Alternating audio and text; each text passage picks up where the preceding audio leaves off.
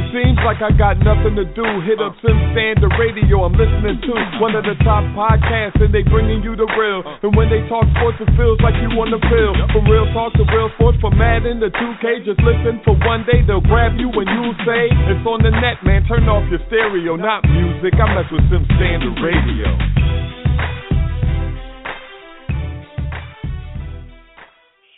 What's up, folks? We definitely welcome you guys back. Happy to have you. We're happy to be back for another episode of Sim Standard Radio. This is episode 76. So yeah, man, we're happy to go ahead and bring it to you again and get started with another great show, hopefully. We definitely want to thank Jive Turkey for the wonderful intro that he blesses us with every week. So definitely, man, we're going to try to just keep it moving, man. You guys know we've tried this new format, and this is pretty much how the show will be going from now on, hopefully. You know, we want to give the show to you guys. It's a community show, so we want you guys to, you know, take the wheel, so to speak. So basically how we're going to do is we'll have two topics at the minimum, you know, maybe a light third topic. We'll knock those out real quick, and then we'll open the lines up as soon as possible for any questions, concerns, or what have you. So you know, guys, how we always do before we get started, we're going to go around, see how everybody's week was. Smitty is actually running a little bit late. He's got a couple personal things he's dealing with, and he'll be on in a little bit. But other than that, man, let's go ahead and check up on AZ. Tell everybody how your week was, man, and, you know, how you feeling about them Titans. Another week, another loss to a team that was supposed to be one of the class offenses of the NFL. So you got the Titans going up against the game that they weren't expected to be in, and they had a chance to win it, starting Zach Mettenberger, and I think he showed you why he's on the bench. I mean, I don't know. Mariota's been throwing late picks too, but I still think in my mind that if Mariota was in that situation, he would have been trying to get it all on one play. Mettenberger's strength is his flaw. He has a great arm. He tries to fit the ball in to very tight windows, which he can do, but sometimes it comes back to hurt you. And instead of taking what was there, which was a wide open Delaney Walker, he tried to fit the ball in, did not see the cornerback or the linebacker sitting underneath in the zone. He tried to throw it to Kendall Wright to get a huge chunk of yards. Game over. So Mariota supposed to be back this week. We take on the Texans, who are just as woeful. But I've been telling everybody that watch the Texans put J.J. Watt at tight end, quarterback, running back. They're going to use him, and this will be the Texans' best game they'll have all season, trying to beat the Titans. So, you know, as it goes, it's like a car wreck. You know, I can't turn away. I just keep looking at my team every week, seeing how they're going to lose. And teams have to go through growing pains. I understand that. But, man, this is some growing pains they have to do because, like I said last week, the Titans are doing well statistically. It's just they're not able to close out on close games. And they've lost, I think, the last 4 games combined 6 points, I believe. So yeah. It's crazy, but, you know, it's the NFL every week. Yeah, man, you right about that. I mean, I was just about to piggyback on that and say that it just goes to show you, man, that, you know, that old cliche, that's why they play the game. I mean, even yourself being a Titans fan and me just being a football fan, I wouldn't have expected them to be that close to the Falcons. Not saying that the Titans, you know, can't play with anybody because they are a physical team. But looking at the type of offense that the Falcons have been showing and the defense that they've been showing in some of their games, I just didn't think that it was going to happen. You know, I think they was going to put pressure and kind of confuse Mettenberger. But like you said, y'all right in there. Y'all are right in there, all, you know, ready to win the game. So it's like, you never know. And like you said, I mean, the divisional game y'all got coming up, those games, it matters. Records don't even matter. So, like you said, the Texans probably will come out for blood, but hopefully, maybe y'all will come out, and come out swinging. But, I hope so. I'm ready to see that. At least, I will say that they fought against the Falcons. That fight that they did not have against the Dolphins, they showed it against the Falcons, and I was proud of that. If your team is going to lose, they need to lose fighting, and they lost fighting. So I can deal with the loss if it's a fighting loss. Exactly, man. And guys, listening to the show, we are football fans, and this is why, I know Azul used the analogy like, he can't keep himself from watching, but that's why he watches, because we're fans. He knows his team. You know what I mean? Like, I like to say we the type of guys that we can see what's going on and why the team is winning or losing. And that makes a real fan, because like what you said about the point, it's not like y'all getting blown out. So the foundation, is being laid right now, because I'm pretty sure Mariota, I think, is going to be okay. He might surprise us and be great. But I think he's going to be a type of guy, once he gets a year under his belt, he's going to be able to play some football. And, the defense, y'all going to be all right at some point. You know what I mean? Like you said, it ain't like y'all getting blown out. They playing, they just can't finish. That's what that happens to a lot of these teams. The Dolphins blew us out pretty good. But other than that, they did. They've been in there. Yeah. So yeah, man, that leads me to us Steelers. Oh my goodness, I don't know what to think, man. I mean, it's funny because like y'all always hear me reference, I say real fans, and I pick with Steelers fans sometimes because we all got them. Everybody knows that guy or those people who support your team, but if one play doesn't go their way, the coach sucks. If they lose one game, the season is over. If they win one game, we going to the Super Bowl. Y'all know those people. So the people like that are saying that, we about to destroy Cincinnati because Ben is coming back. And I'm like, okay, let's look at this realistically. I don't care who you are, whether you are elite player, superstar player, whatever the case may be, everybody has a little rust when they get back into action. It's Big Ben, I understand that, but let's not kid ourselves. He might be a little rusty. He might sail some balls here, throw some, short a hand a few, and then he might get going. But you got to think about this. Cincinnati is balling. They proved that. And I was telling AZ off air, it's not like they can't be beat because Seattle had them 24-7 in the fourth quarter. That should have been a win. How they gave that up, I have no idea. Baltimore was right there with them when they play. So it's not like they are unbeatable. But at the same time, these dudes are playing great football. At the same time, Pittsburgh's secondary. For real, I'm about to call and be like, look, man, why don't you let me and Azul, let us come out there and help you out. Because, we probably could do just as good as some of these dudes. I don't know about that. I'm telling you, man, I'm not trying to pick on this. That quarterback playing 40 yards off the line. Man. I could get my ankles broken out there. Keep it in front of you and tackle. You're right. Let me not get crazy here. But it's like, I've been telling people for the beginning of the season, man, our secondary is weak. We've had some good games that we played some solid defense, but look at the yards we give up. Even against the Cardinals, we gave up 400-plus yards. Carson Palmer threw for 407 yards.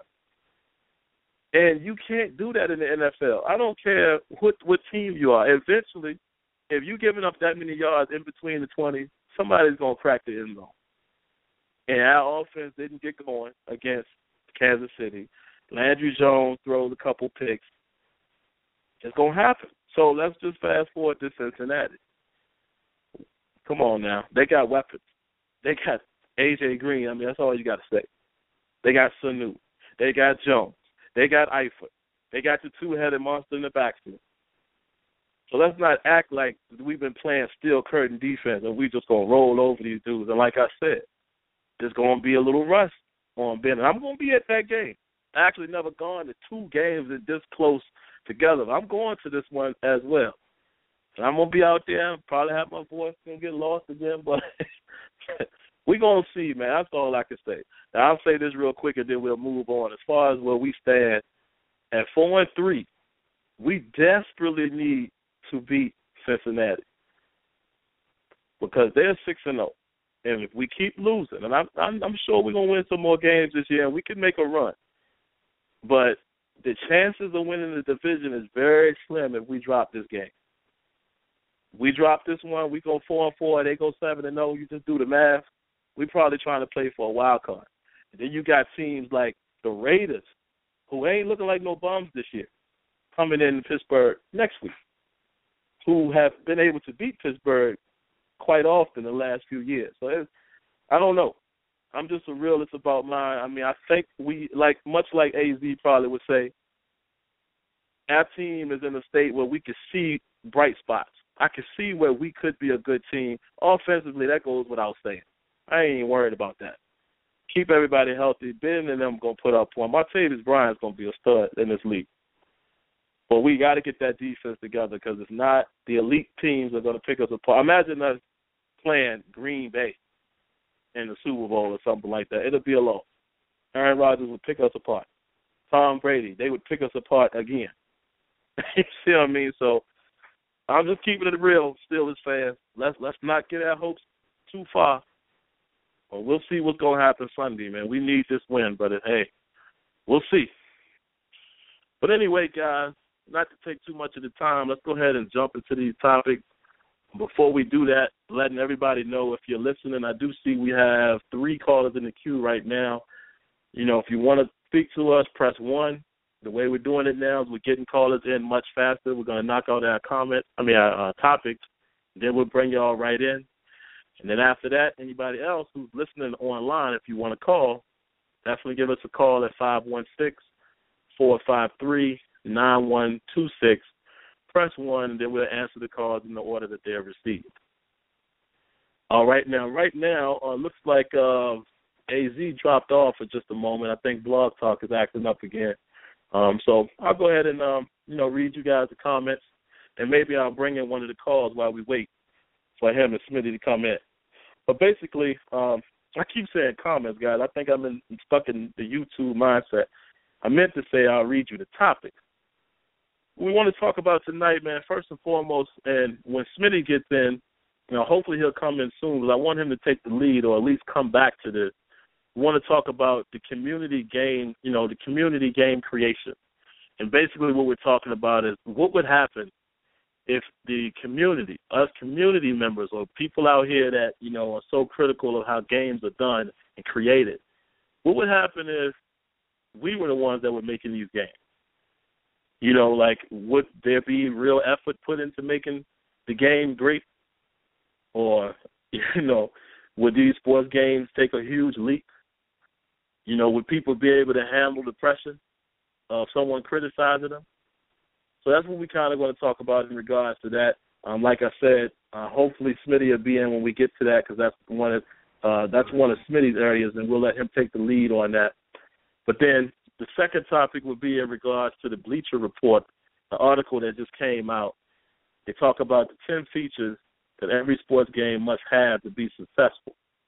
So what we'll talk about is, if we agree with the list, as well as, how important are those things on the list? Is there anything that they missed from the list?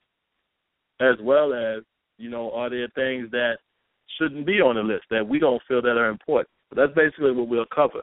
But real quick, man, I got an impromptu topic I want to throw at AZ real quick, because I saw it just a few moments ago. An article was put up, and I believe it's on GamesBeat, but I saw it on Twitter. I guess the website is actually venturebeat.com. And they talk about EA Sports earnings and, basically EA's earnings as a whole, and how their expectations have exceeded what they thought that they would have gotten. And, of course, how they're just that billion-dollar company that we all believe that they are. And I wanted to get AZ's thoughts on that, but primarily there's one thing that stuck out in my mind. They said that as of now, there has been 16.4 million draft champion games played. That is crazy. 16.4 million. That's bananas. That is retarded. How you feel about that, man? Like, what do you think? What kind of impact does that have as far as, dare I say, I don't want to say effect on simulation, but just goes to show you, like, the majority of the people seem to prefer these modes. That, what do you think about that? It's what we're in now with the whole fantasy football type of atmosphere, and that you want to get a collection rather than having a set team. I'm sure, pretty sure people still enjoy their set team rosters if you're a fan of a team. But think about this.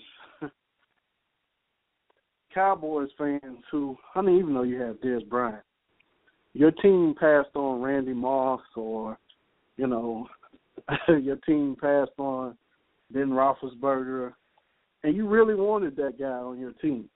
And these fantasy-type modes are a way to have that player on your team. Or you see a guy, you be like, man, I wish that guy was on our team. And it gives you the ability to do that with the MUT draft champions type of modes that go out there. So, to me, hey, it's fun, but it's, quick fun to me. The longevity I like, and the depth I like is in CFM. But, for those casual people out there, I'm pretty sure that they, like you said, with that many games being played, that's a staggering amount of draft champions games. So, because it's basically controlling your fantasy football team. You have a fantasy football lineup, and you go out there and you play against somebody. You can control the outcome somewhat. Whereas in fantasy football, FanDuel, draft champions, you have to wait and see how a guy's going to do. So, I don't know, what that means for the future. But obviously, we see NBA 2K going that route as well. FIFA was the first to take the plunge. And, Madden, of course, ventured, and MUT is a very popular mode. But in my opinion, it's faddish fun to me. I'm not saying that it's going anywhere, but to me, you could be much more. If they put those resources that they get from MUT and draft champions, well, not draft champions, it's free mode, but they put those resources they get from MUT and invested in CFM, who's to say CFM wouldn't be the more popular? Because people love my league, my GM, right, from 2K. So Madden has to take a step back and look and say, why don't people gravitate towards CFM as opposed to just saying, well, let's just feed the beast. No, let's look at this other mode that you have that's great and used to be one of your main attractions. Because any person that you talk to, Madden, that played Madden in the past, will say, y'all remember Tony Bruno's show and all this kind of stuff? That was the depth that Madden used to have. So I think they have to assess and say, how can we immerse people in CFM and get them, try to have some competition with those game modes within your own game. How can you bring some of those draft champions people into CFM? So, what's your take on it? Because, I like it, but CFM is the bread and butter to me. I like to see, to me, you can't really see what this game is about until you see the progression or regression of players that's built in the CFM. And how playing with a guy over consecutive years, how he changes, or developing and building up that player you get in the draft. So, what's your take? Yeah, man, I kind of feel right around the same lines, but just to expand on it a little bit, a point that I mentioned last week, which I'm sure you guys are cool with as well. This is why I'm really pitching the idea of tailoring CFM as the NFL experience. Because for so long we've had this conversation in the community. All of us here agree we want to see a sim mode. You know, when Tiger Woods, what was that? Tiger Woods 14 came out and had that simulation mode, we all was like, whoa, that's something y'all need to do with Madden and all your sports titles. But then you get the feedback from other people, even when we go down to the events, you know, like we've told y'all before. Everybody in the Game Changer program has their own niche or their own thing that they like.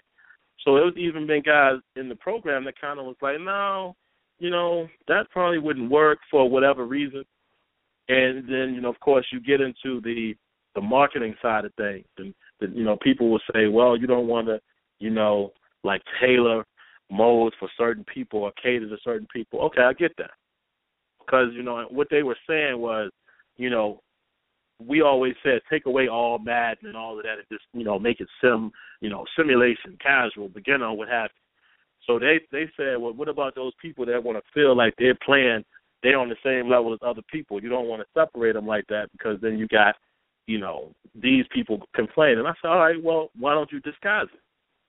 Why don't you tailor CFM as the NFL experience, since mainly sim players and hardcore players play CFM for the duration.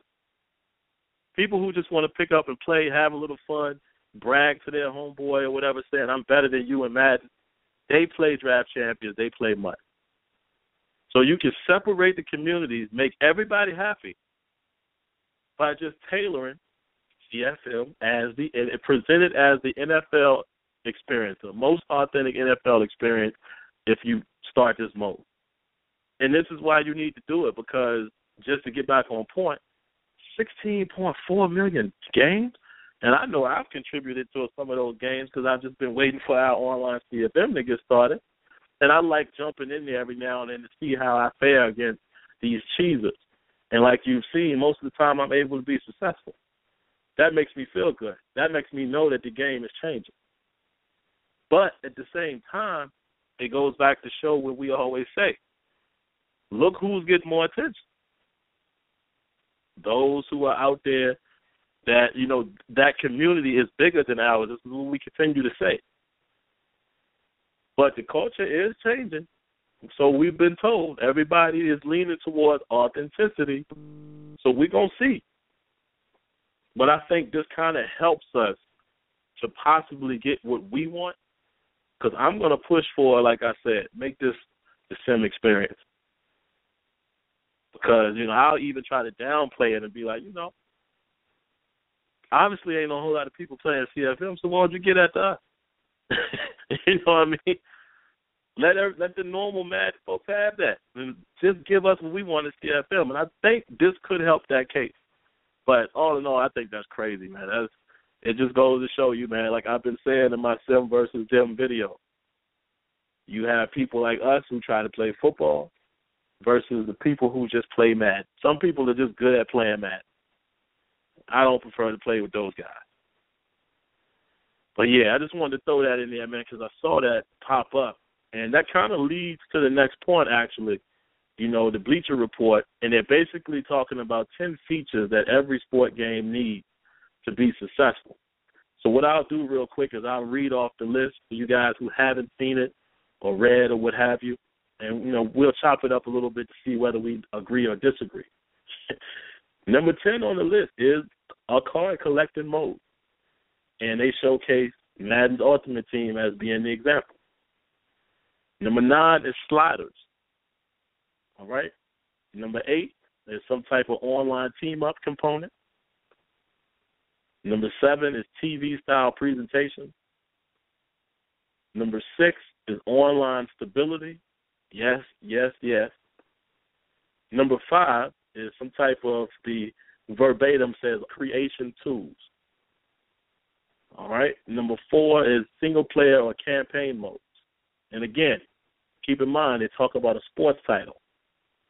So you already know who they talk about mainly is NBA 2K, which probably has, you know, they probably can go ahead and wear the crown in that area for right now. Number 3 is a deep franchise mode.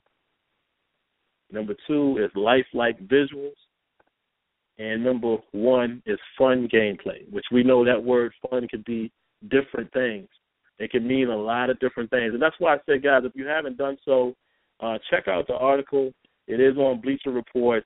If you can't find it on there, just Google 10 features every sports video game must have to be successful, and it'll pop up. So I'll ask you, AZ, first and foremost, do you agree with that list? Do you agree with everything that's there, or are there things that are not there, as well as are there things that are on the list that you don't necessarily think that's important as far as, your opinion?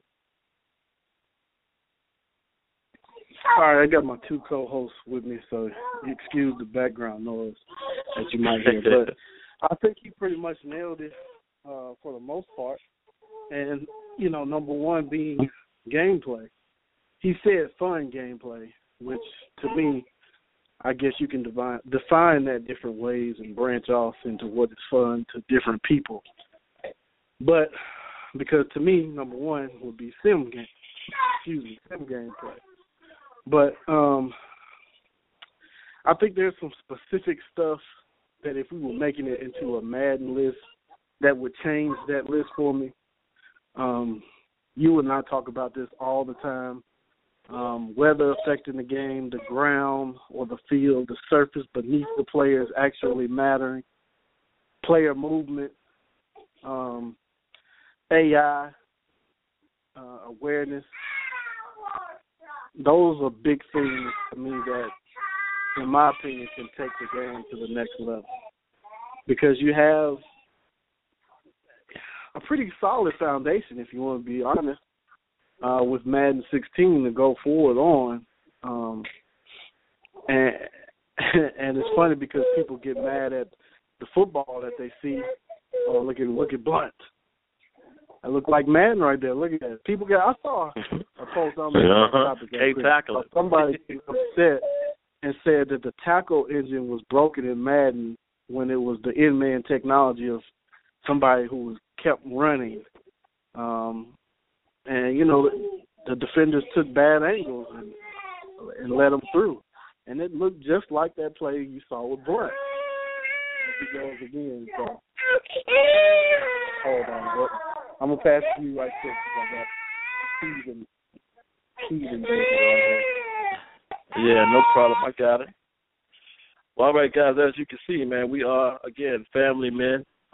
We are real men. As Zor told me earlier that, his wife is under the weather, so, like a man, he's taking care of the 2 little ones. So, you guys, this is live radio. You're just going to have to deal with that. I don't think anybody listening to this show really minds that. It's all good. Luckily enough, the reason why I'm fortunate to, at times, my wife is home and I can come down to the 3rd level. But that's the only reason why you don't hear my little man running around, because I can hear him on my end. But, yeah, I'll go ahead and pick up right there, and I'll chime in real quick on what he said about the whole Madden bit. Watch this game tonight. I know most of you all are probably watching it. You're going to see a whole lot of stuff that you see in the game of Madden. The only problem with – I can't even say problem. I just say the only thing that Madden needs, or any sports game for that matter, they just need a way to replicate these things so we believe it. You understand what I'm saying? And what I mean by that is making sure that the physics is dictating the outcome, making sure the players' weight, mass, because I know weight and momentum plays a factor now, but I'm talking about all of that.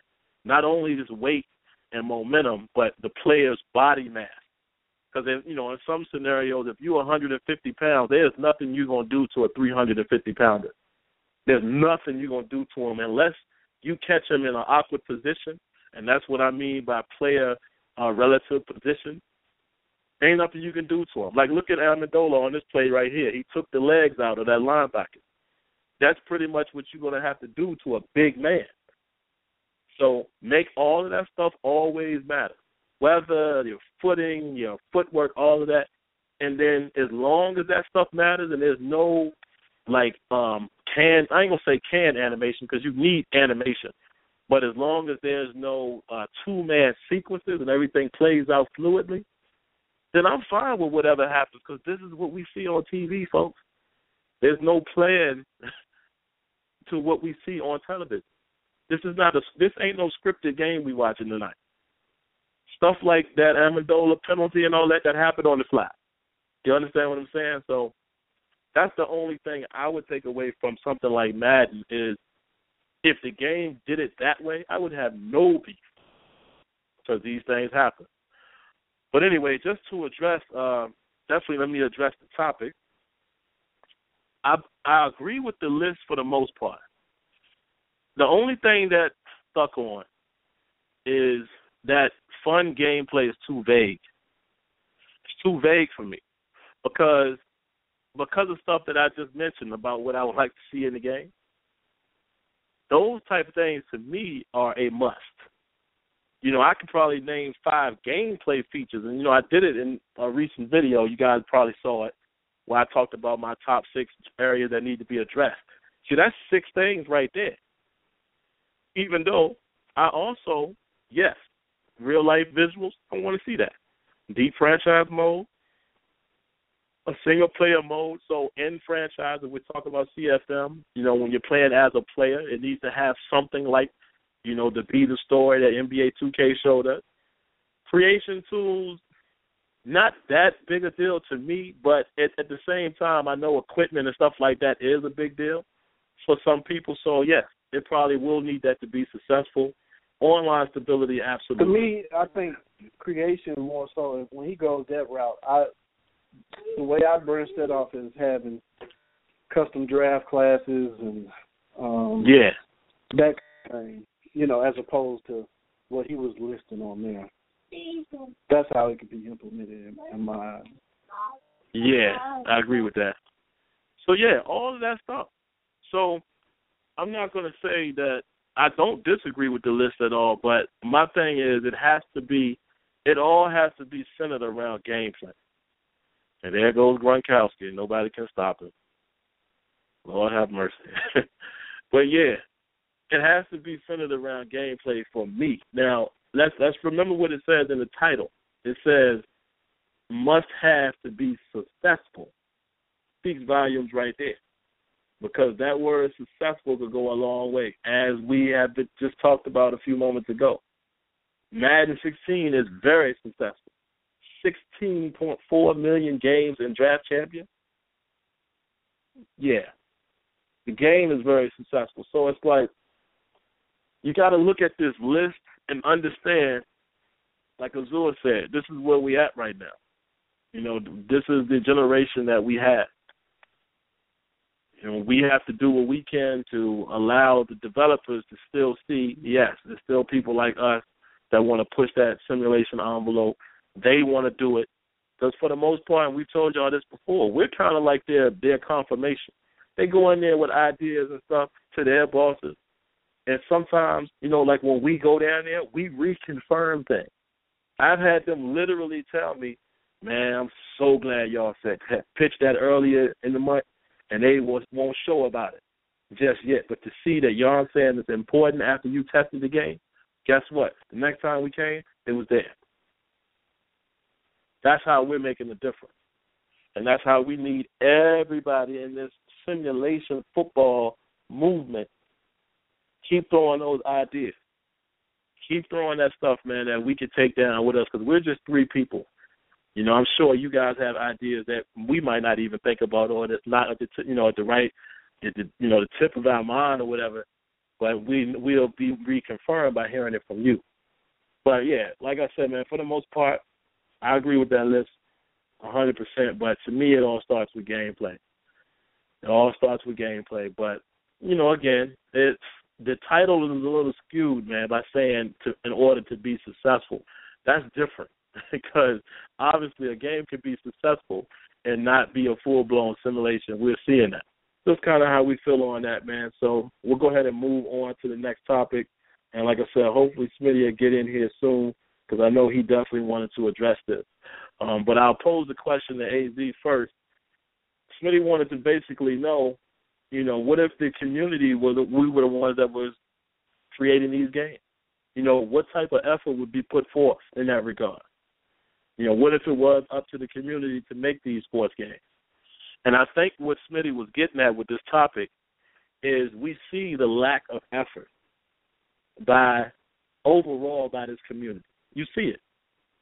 You see the lack of effort to either help the game that we have to become a better game or push another company to make a game or, and I know this is a stretch, but we don't see anybody out there trying to create their own thing except for people like, shout out to the guy doing Axis Football.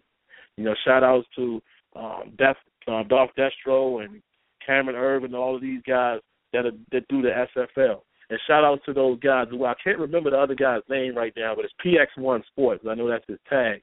Him and Cameron are doing commentary for Madden now. Like beautiful stuff. That to me is what's making a difference. You know why? Because we've been pitching to Madden and the devs, man, I want to see some different commentary. So look at what happened. I sent Rex that information. I was like, listen to these guys. This is what Madden need to sound like. I sent it so I can show you where me and him had the conversation on Facebook. I ain't want to wait for an email. I was like, no, I need to talk to you right now. And that's how we talk. That's how I communicate with these dudes like on the spot, either by phone or like I said, a Facebook or something like that. We don't have to wait until we get an email back. And I was like, if you're not busy right now, check this out. This would Madden need. So that's what I'm saying, man. What if it was up to us, AZ, as far as this overall community? What do you think would be happening if we were the ones, and I say we because the entire community were responsible for making these games? What do you think would happen? Oh, man, we'd be in bad shape if we rely on the community. That's my pessimistic side because we can't even get people to sign a free petition. We had a petition, and although, naysayers say that first we were the 2K standard. No, first we were backbreaker fanboys. Then we were the 2K standard because all we talked about was 2K. Now they call us the A standard. And all that rounds out to is us being the football standard, basically. Because if we helped that many people and you called us that many different names, the key element of all those things was football. The football standard is what we really were. So I don't know, man. But my optimistic side says that if we were relying on the community and it was a community effort, we'd have one fantastic game. Because to be honest, what I've realized was the past 2 years from Madden and 2K, the efforts that they put forth with these games is that if they were to combine forces, we'd have the ultimate game.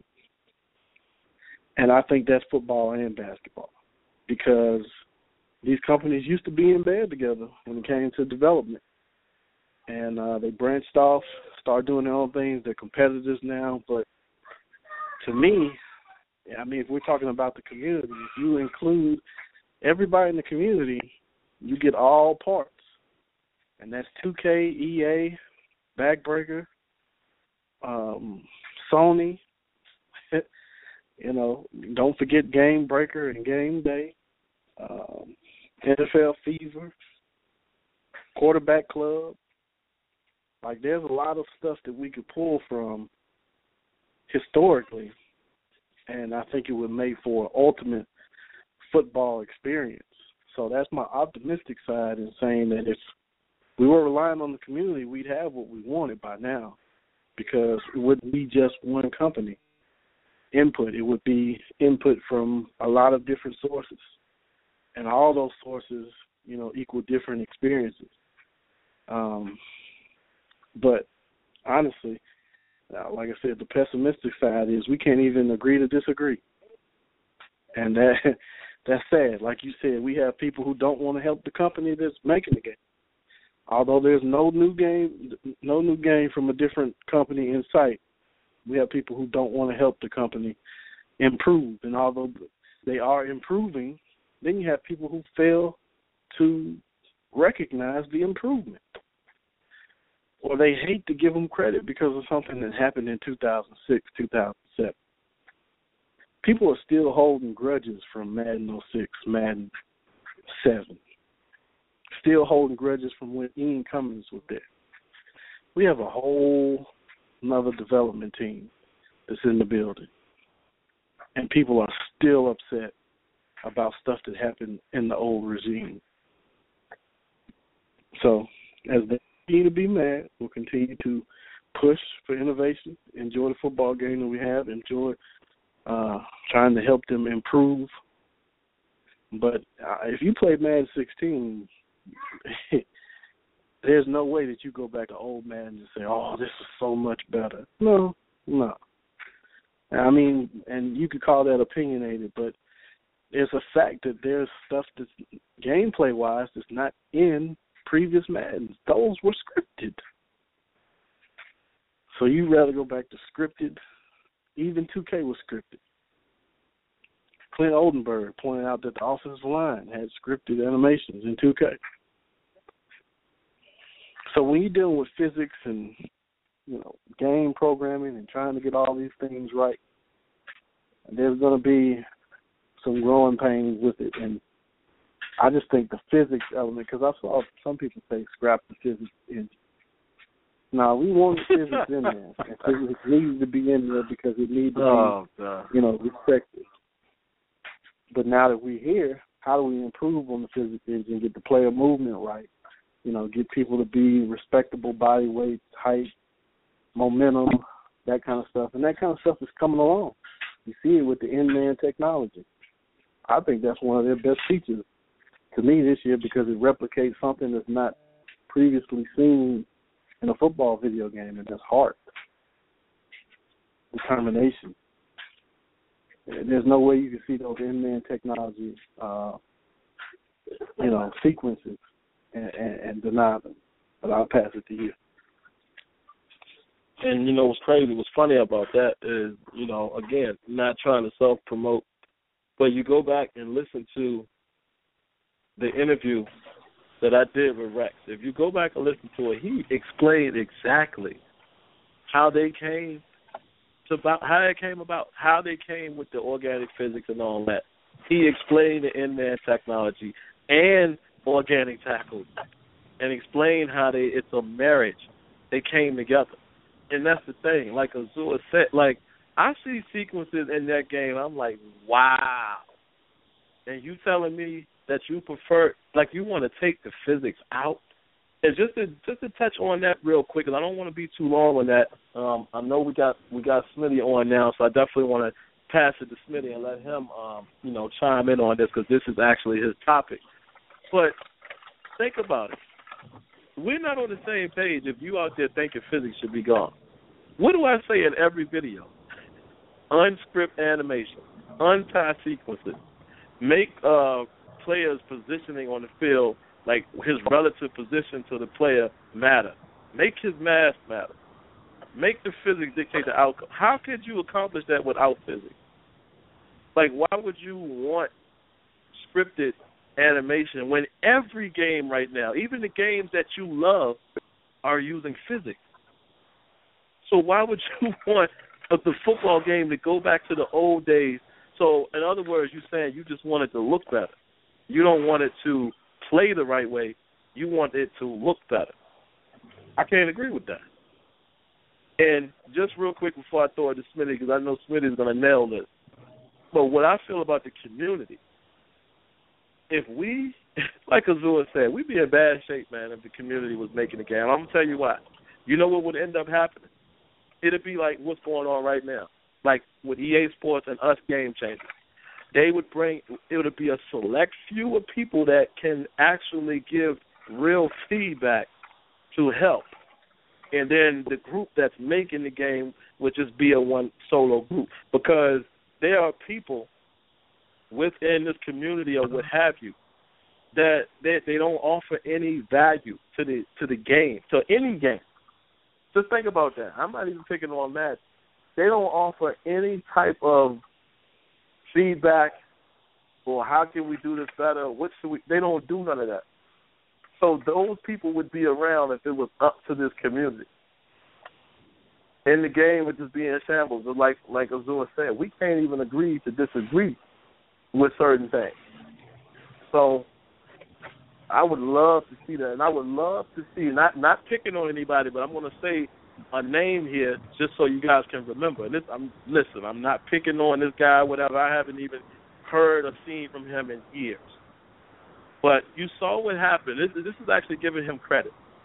You saw what happened when J Music was going to do the rosters or what have you for 2K5. It took him forever to even get started with that. But you know why? It's probably because he ran into limitations. And I'm using that point to make this point.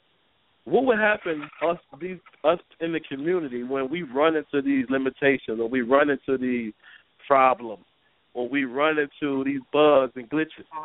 Then how would you feel if you were on the other side and the people are telling you that you don't know what you're doing? Like you're not good at your job. See, nobody considers none of that. Everyone just thinks that everything's supposed to be perfect, which there is no video game right now that's perfect. As much as I love 2K16, it's so many things that can frustrate you in that game. It's ridiculous.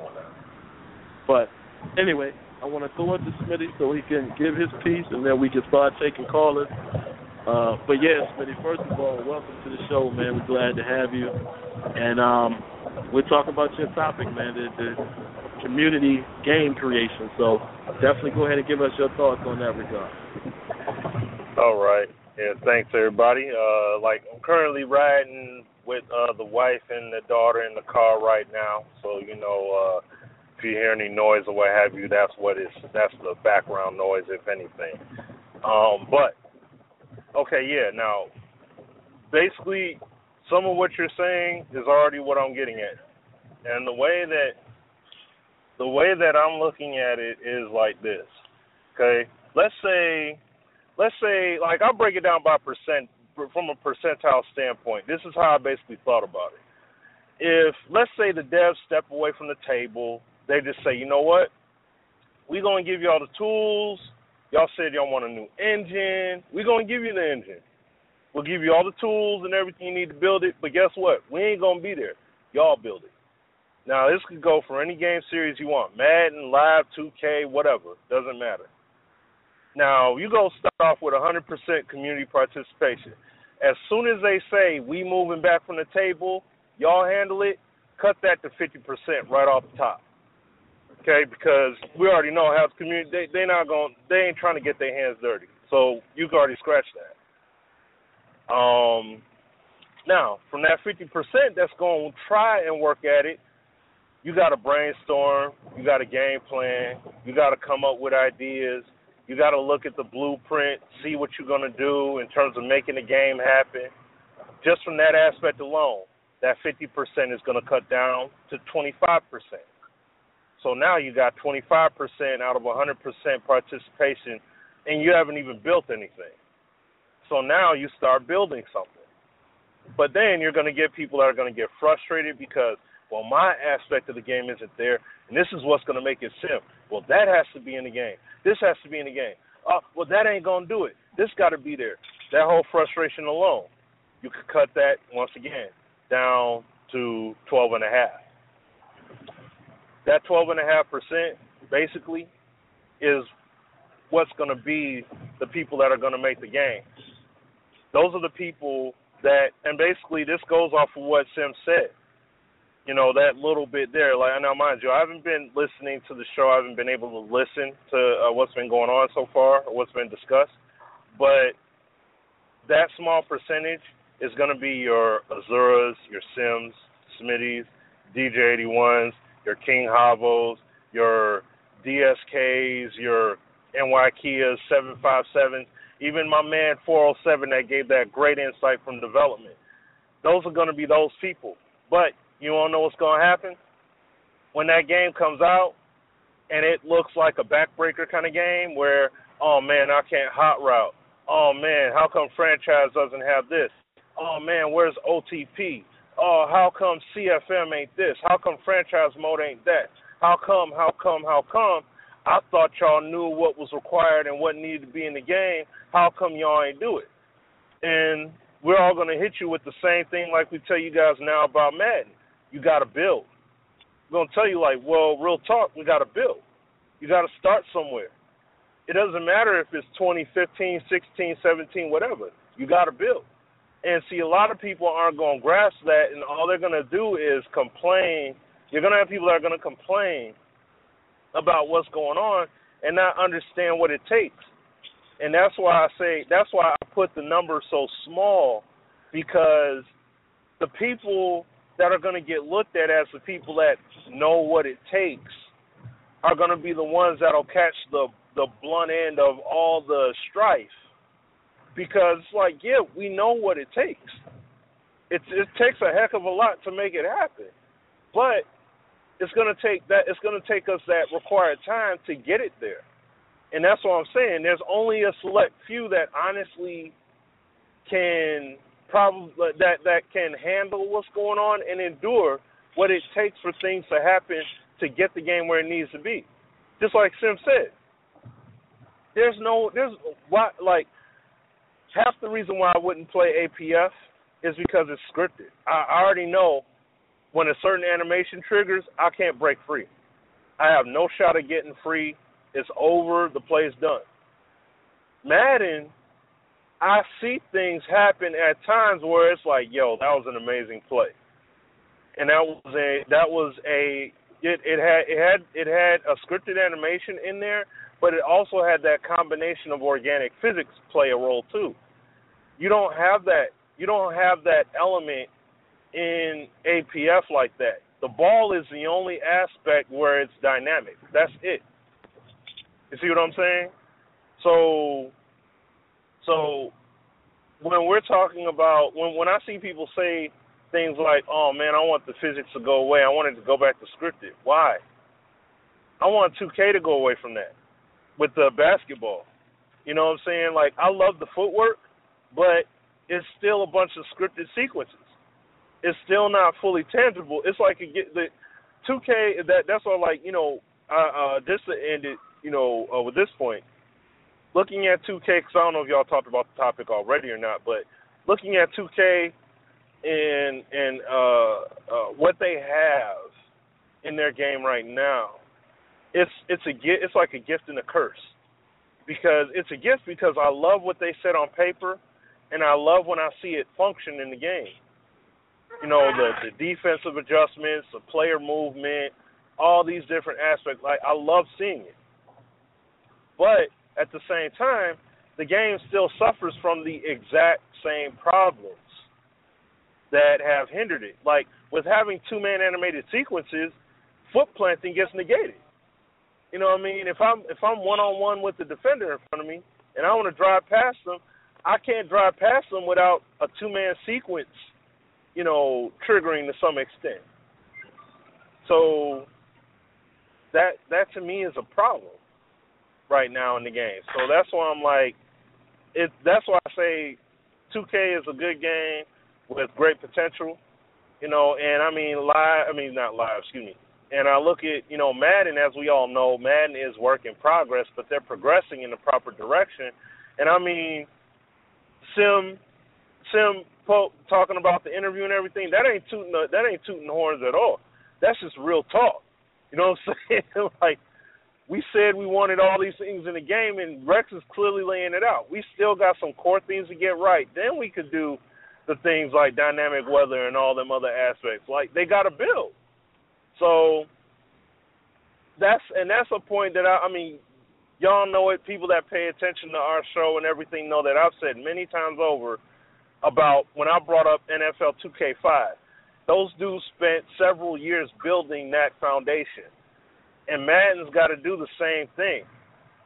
And it seems as if many people aren't paying attention to that, and they're just missing that and saying, well, what about today? I'm like, well, today it's not the day yet. It's not there. They got to build.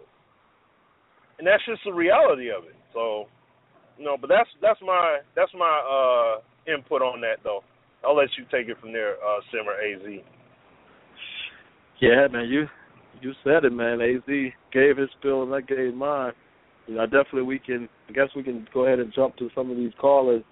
But yeah, I mean, it's simply, it would be very interesting to see what would happen because, like you said, those making the game would get the same flack that the Devs would get because this community has shown as a whole that they do not fully support. Everyone doesn't fully support the movement, and that's just how it is. But we're very interested in seeing what some of you guys' comments will be. So let's go ahead and take the calls. 757 is not on, so we'll go ahead and grab calls in this order. We have 719, then 205, and then after that 337. All right, and again, if you're listening and you want to give us a comment or whatever it is you want to say, press 1. We'll bring you in on the line. If you are listening online, you want to call in, the number is 516-453-9126. So, all right, we'll get you in 719. Smitty will give you a reply. We're happy to have you on the show, man. How you doing? What's going on? Pretty good. Yeah, I just want to give my opinion on, man. Like, I had to put the game down for a few weeks when 2K came out, but I got back on it, and I don't know if they did some tuning, but I hit a streak online, like, and I've been on fire here like the past couple of days. It's like when they added those wide receiver DB interactions, all the user catches you used to could do, you know, you can't do that no more. You gotta play like read. Like this dude sent me a message about, I blew him out. It was like 42-20 or something. He's like, you ain't reading. Like you have to read the defense on Madden 16. Like you can't deny that. And let me see. I wrote a few things down because I listened to the show like the archives, but I ain't really hearing people say certain things like the running backs and how they put like those shimmy jukes in the first level for you know, trying to get past the linebackers and stuff. Because I don't even know if you can consider me like a simulated player. I don't think anyone really gave a good definition of what's sim football. You know, do you go for fourth down every time, or you know, just how your gameplay style? Is it a style, or is it how the game is presented?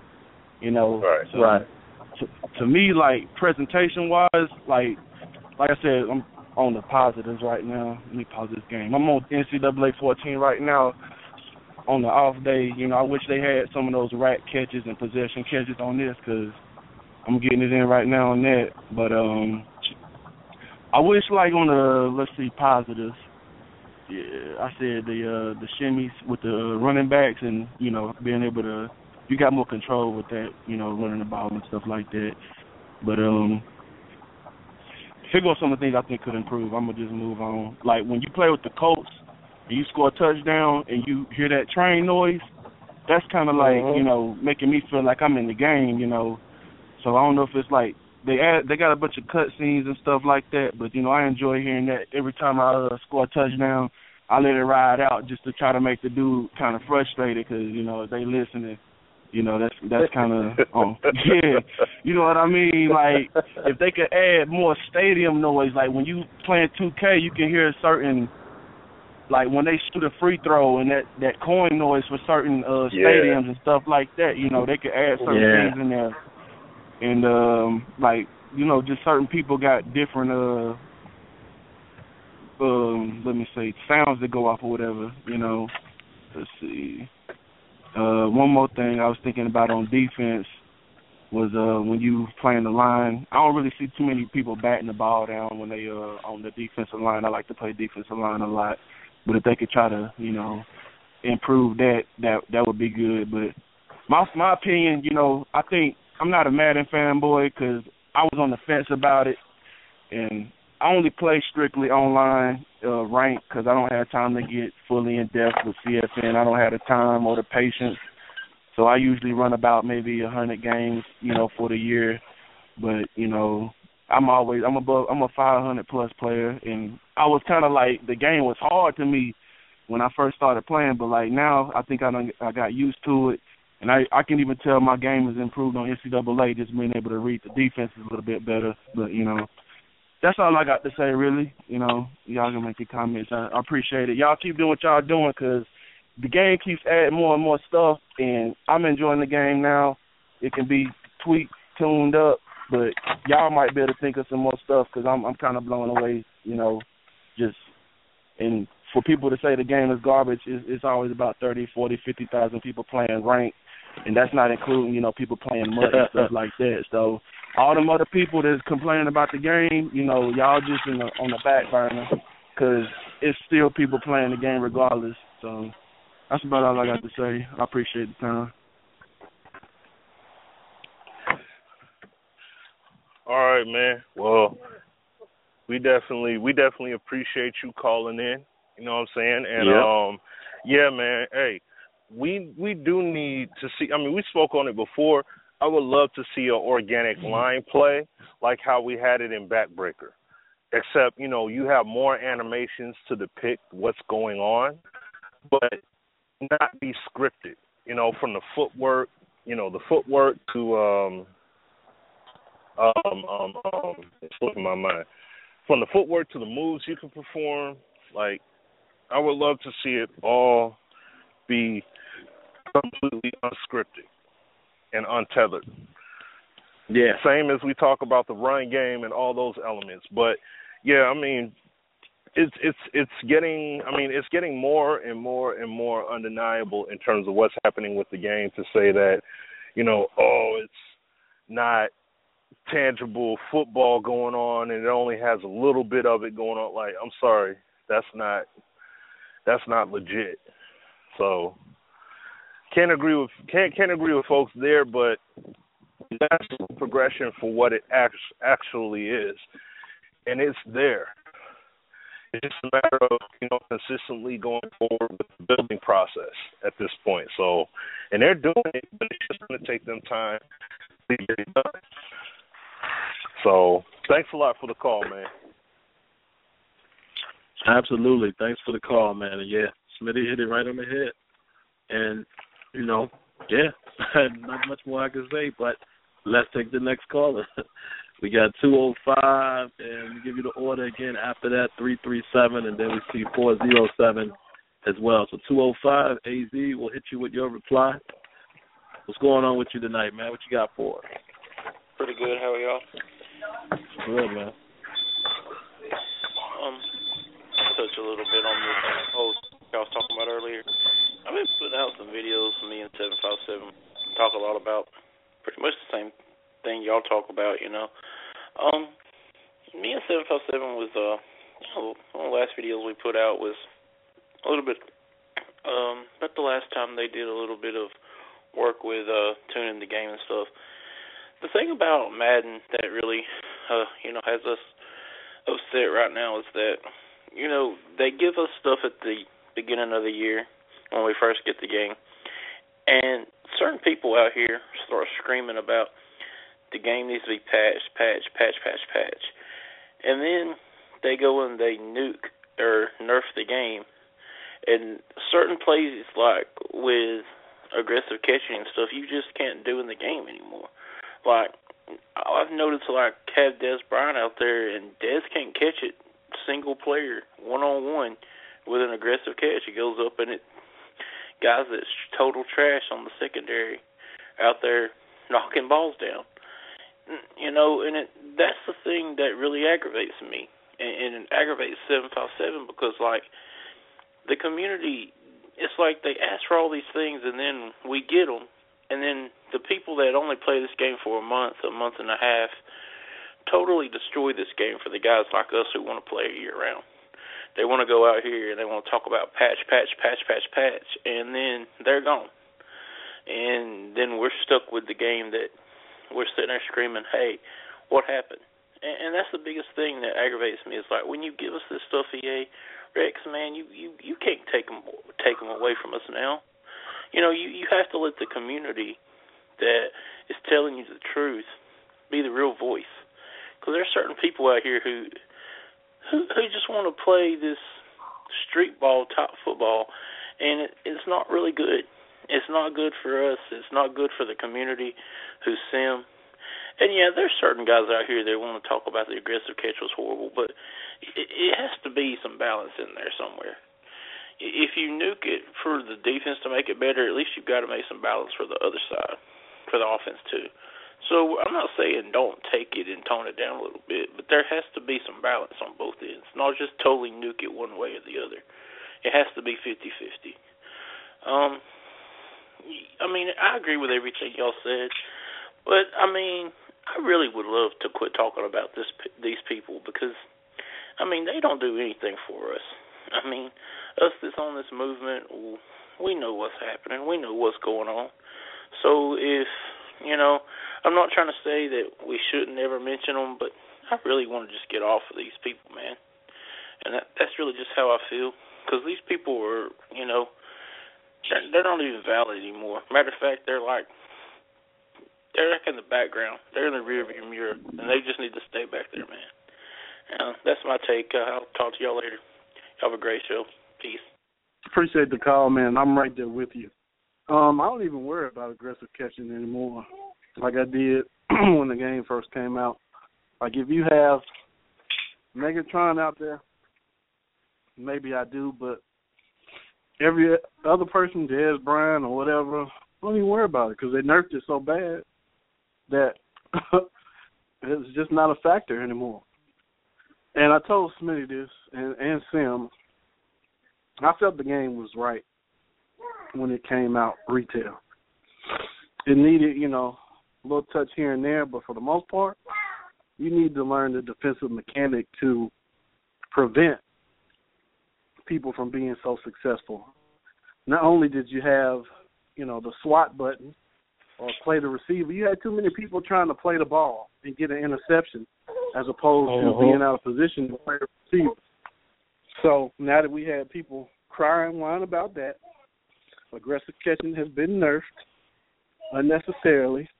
But the good thing for us is we have F1's rosters and Sim Standard Radio. We're going to have a better representation of how the game was when it first came out than we're playing right now. But it's just gotten to that point, man. It's just people whine casually and they fix stuff. Same thing they do with 2K. They nerfed, you know, the mid-range game in 2K. So it's just what we deal with as we're in the participation trophy society. You know what's funny about that whole thing, which some people might not even realize, and before I grab the next caller, who was the ones complaining about the aggressive catch? Like, really think about it. Those were the so-called sim heads. Yeah. The so-called sim community was the one saying, he's catching too many balls. That's not sim. Y'all, just think about that for a minute. And by the way, 205, we're definitely not talking about specific groups. Like, I don't refer to that anymore, but the community is what it is. But let's just keep it honest. Who was the ones that were saying it was too easy to catch the ball? Dez Bryant is catching too much. Calvin is catching too much in single coverage. And then the real guys who know sim football, shout out to NY Kia, did several videos showing that you could defend it. And what's funny is it goes back to what I always say. Voices are being heard. This time, guess what? It kind of backfired on guys like us who are sim enough to know, yeah, well, if you leave Dez out there by himself, it's going to be like that game against Philly last year against Fletcher. 3 touchdowns. That's happened. See what I mean? That proves the point exactly. Now, I will say this to 205. It has been nerfed. It ain't been nerfed in draft champions. I'll tell you that much. It ain't been nerfed at all. It don't seem like a draft champions because this guy, for some reason I didn't record this game. This dude just kept throwing it up. I mean, Brett to who was it he had? Was it Joe Horn? It was somebody like that. And this dude was catching one-hand catch after one-hand catch. Oh, my God. Now, I will say, again, maybe that helps us because in CFM when I play offline, and stuff like that, it doesn't happen as much. That's a good thing. So maybe they are separating the modes, but you can still pull them off. You know, you can still get your aggressive catches, but I would fully agree with what all of y'all said. It has been nerfed. But again, the so-called simulation football guys were the ones making the more noise about it being overpowered. And you see what happened. But anyway, let's go ahead and grab 337. After that, we have 407. 337, we got you on live, man. It's been a while. How you been, man? Yo, you there? 337? Hello. We'll come back to you, 337. Just hit 1 again if you want to come back in. We'll check back with you, so let's go ahead and skip to 407. 407, we got you on live. What's going on? Oh, no. 407? Hey, guys. What's up? Nothing much. What's Hey, going on, there man? you go. Yeah, there we go. We hear him. What's going on, guys? What's happening? Nothing, man. You know, we just, just talking. I'm uploading a Madden scheme video. I'm actually playing MLB The Show at the same time. And this is still the best sports game that's out right now, MLB 15 The Show. And I'll tell you why. I'm in my franchise mode, and I'm on game 151. I've played every single game, every pitch, nothing simulated, every single at-bat, every single swing, every single pitch for 151 games. This game, the flaws are so minimal, and it just draws you in. And what I love about it is that they never take away options from the user. You can play the control mechanics that were in the game from 10 years ago if you want. Yep. You know? And they just keep on building and building and building off of that. They never take away that foundation. And as a result, you have this game that runs just clean as a whistle. You know, as good as NBA 2K16 is, you still see NBA 2K15, 14, and 13, and 12 in it. You know? And MLB The Show, I don't see that nearly as much. When I see a flaw, it's something so minuscule, like maybe a outfielder does a speed burst to catch up to a ball that's just ever so slight, that, you know, it doesn't stick out and break your attention to what's going on in the field. It's just a great game, and I still think it's the best game that's out there right now. As far as Madden is concerned, I'm really enjoying this game. There's some annoyances that I've been kicking around Twitter about with Grafster, DSK, Clint, and Rex that, you know, I hope that they can tweak in the patch, if not that, build on for Madden 17. The next frontier for this game is offensive line, defensive line attention. Yes. There's still a lot of work to do to really capture the pressure that you're under as a passer, and also really capture the elite run defenders along the trenches and pass rushers. We have a league where J.J. Watt has 4 sacks, and we're on default pass blocking. That shouldn't happen. He has 19 tackles and 4 sacks on the season. That's J.J. Watt. So us guys with, you know, your regular ham and egg or defensive linemen, you can imagine the struggles we're having to generate a pass rush. There's still too much time for these guys to sit back and make decisions and throw with little duress. And, you know, going back to what you guys are saying about this community and how when they get something, they ask for it, you don't want me building this game. Because that ball got out in 3.5 seconds, you're on your back, your protection is breaking down, your throwing lanes are closing. Now, I don't want it that drastic, but we have to have a happy medium there. And it's really glaring when you look at the love that the wide receivers and DBs have gotten.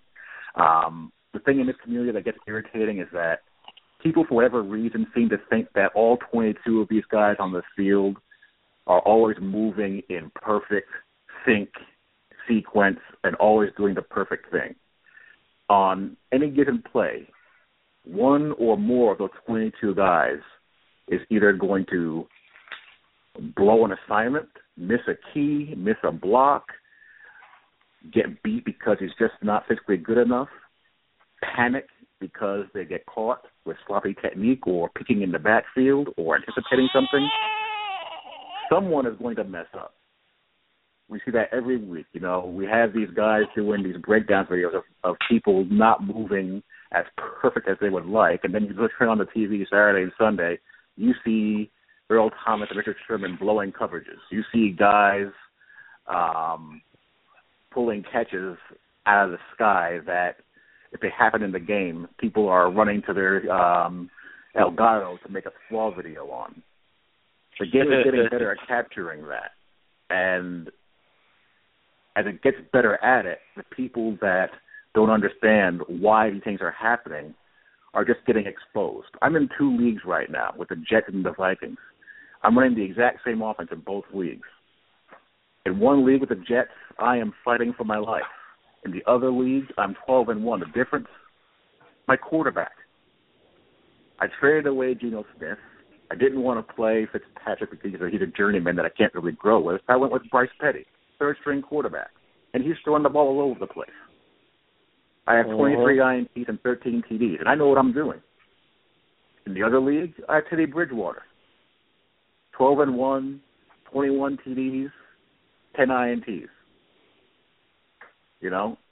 So the game is doing a better job of capturing the importance of having the ability to match up with skilled personnel and with quarterbacks. But the next step now is to get inside those trenches and clean that up. And I think you're going to have a real treat. That's all I got for now. I'll talk to y'all later. Peace.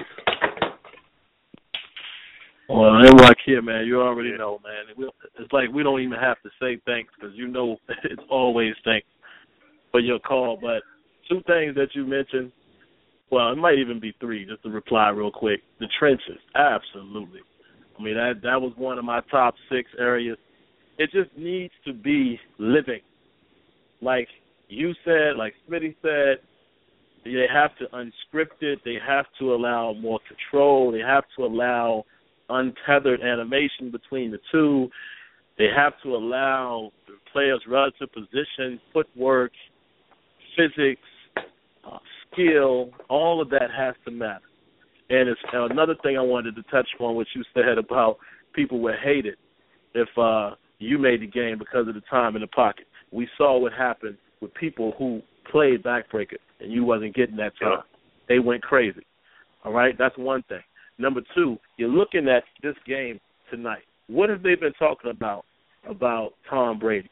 Just today, Skip Bayless and Stephen A. Smith were both saying, well, Stephen A. Smith primarily was saying, listen, you ain't really, New England ain't even got to worry about their young rookie offensive line because Tom Brady is getting rid of the ball in 2 seconds.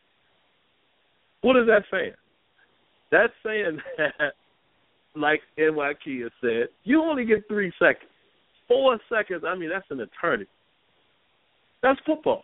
And you don't feel that in Madden.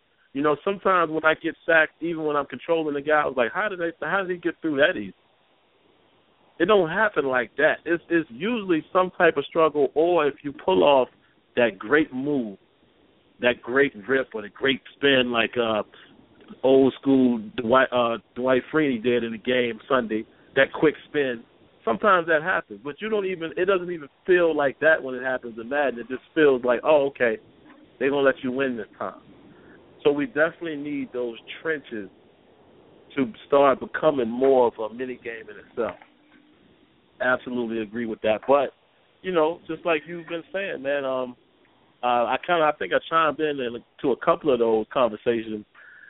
They definitely got to do something even this year. And I saw that Rex did say that pass rush will be addressed in this patch. And then we've been hearing that the patch has been mastered. I'm waiting for this patch, because I want to see what it's all about. I haven't heard anything internally, you know, as far as when it's coming, but I do know that they're working on it. So hopefully that will help. But last but not least, the game right now, I'm going to say it, it's a good game. It has its clean-up spots, yes. But I'm actually enjoying this game. Exactly. But I'm actually enjoying that, man. I've gone back to default. Like, we're getting ready to start our league, and we're going to have custom rosters. But even playing in the mini CFM that we're playing with the game changers, like 10 of us, we're having a good time, man, versus the computer and versus the user on default settings. It's dynamic gameplay is happening. Does it happen all the time or to the degree that we want it yet? No. We all know that. But I'm sorry. If you're saying that this game doesn't show any glimpse of goodness, I just don't agree. I honestly can say if you're just saying the game is trash, I don't know what you're looking at. I really don't. You can say that it ain't for you. Yeah. Over playing checkers. So exactly. And that, like, I told people, well, you and Smitty know, listeners of the show might not know, that I won the Super Bowl in the league that I've been with for about 6 years. 6 years? Yeah. 6 years, same pretty much group of guys, 32-man user league. We've been playing for a long time. I went to the Super Bowl in Madden 10, which was one of those games that, with the slowed down gameplay that we felt was progressing. And I hadn't been since. So this Madden 16, I started to put together a little run, and I use the football principles. I take what the defense gives me. I try not to beat myself. I try not to help my opponent beat me. And using those and playing smart, I went 18-0 against the users. And I lost to the computer on all Madden, so I didn't have a perfect season. So I lost week 16 to the Colts, and then started the playoffs, and I won every game. I had a bye first round, but I won divisional, conference championship, and the Super Bowl. And we just now started season 2, and I beat who I beat in the divisional round, the Bills, 41-14. It has turned our league upside down because you have guys in there that not necessarily, they're not cheaters. 757 calls it savagery. You have some savages. You have people in there that just play like savage. So they're not cheese. They just, the gray area. But they have been struggling. Meanwhile, I won the Super Bowl and starting season 2 looking pretty good with how I'm playing. So the gameplay, if you can't read defenses and,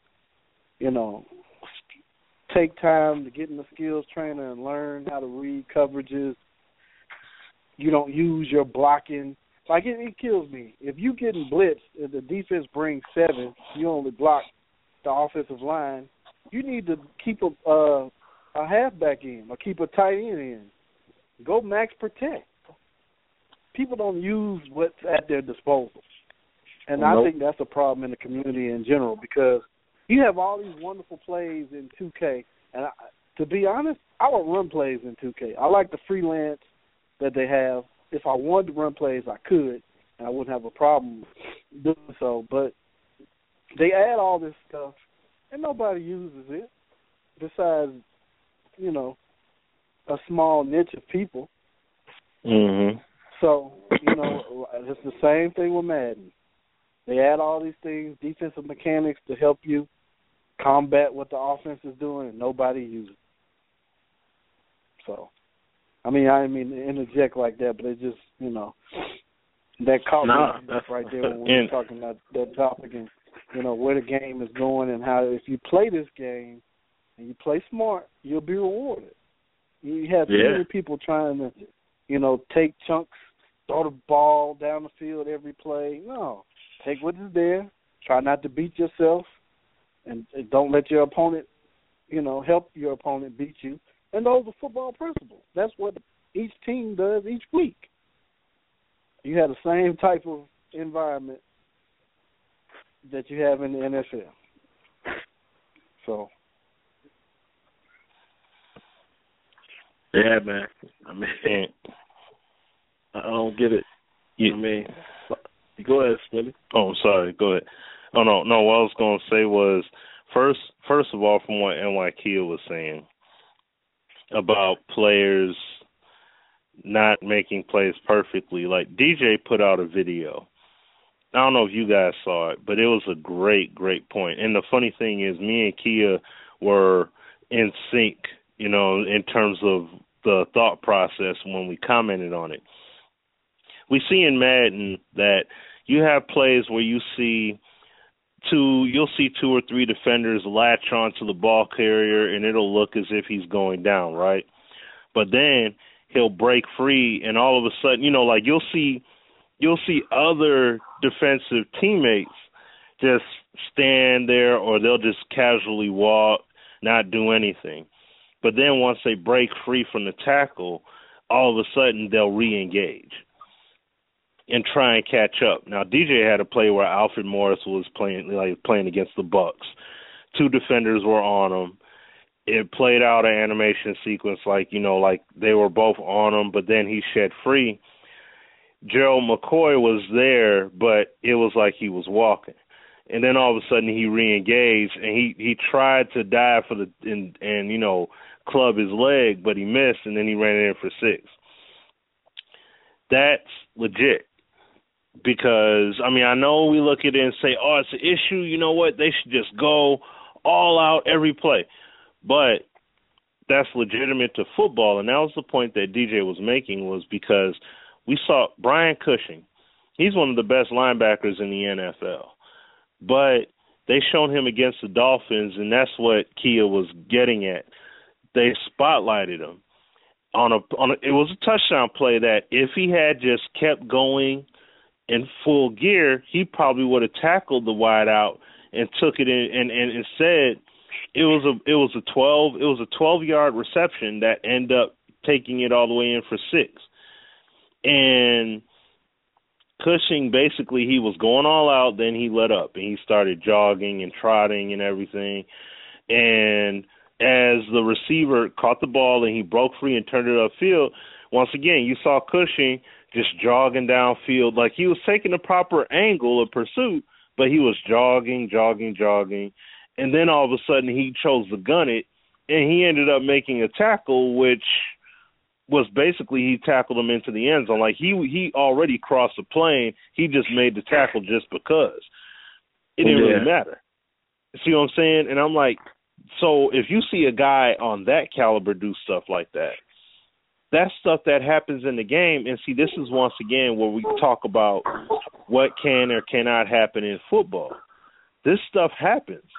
And see, this is why, like what Sim was talking about before, it was the quote-unquote Sim community that was complaining about these happenings in the game when they actually do happen in the game. You know what I'm saying? So it's like, oh, how come he didn't make the play? I'm like, well, actually that does happen.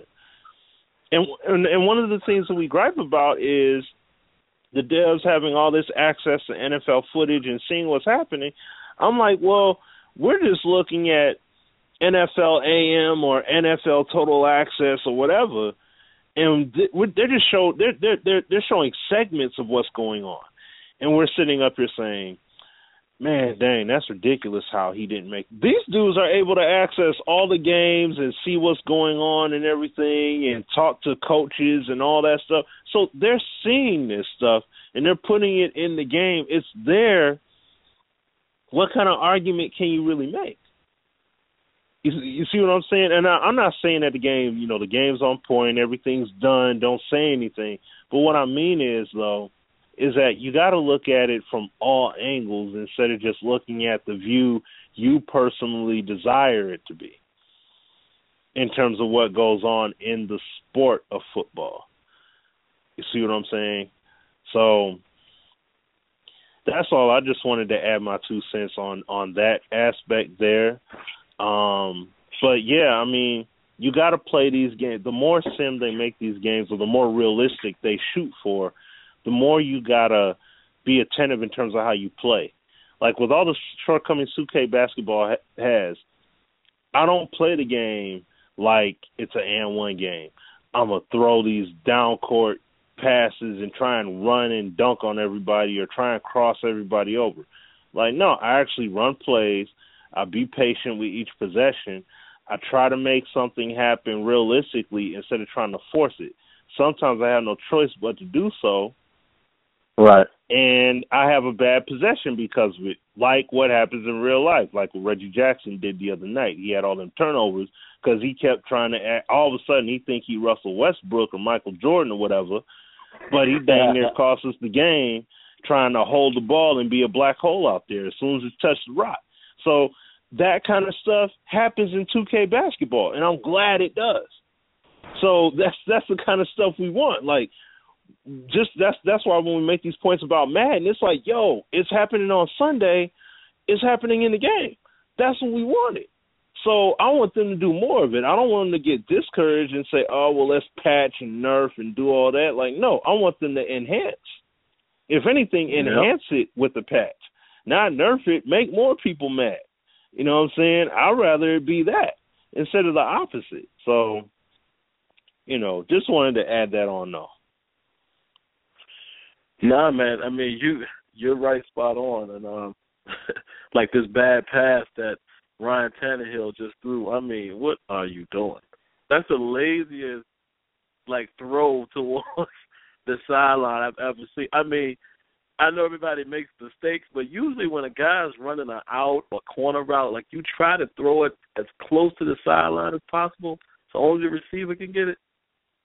That was a very bad throw. But to stick to the point, and we'll check back with 337. I see Neff is pressing one as well, so we'll get them in real quick.